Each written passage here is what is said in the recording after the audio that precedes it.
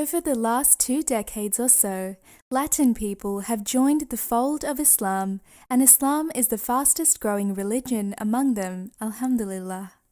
One such Latina convert is Wendy Diaz, or commonly known as Uthman, a daughter of a US military officer who's had a fascinating journey to Islam.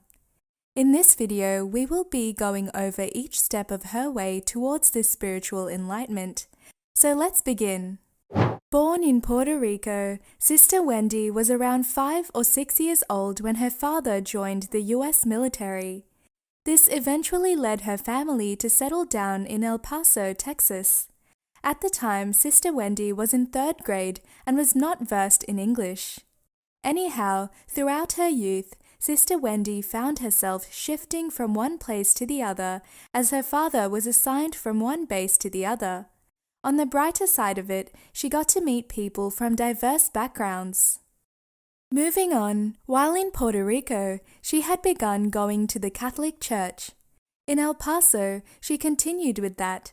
However, there was something that she didn't feel right about Christianity. Whenever she entered a church, she would find different statues and paintings of Jesus and Mary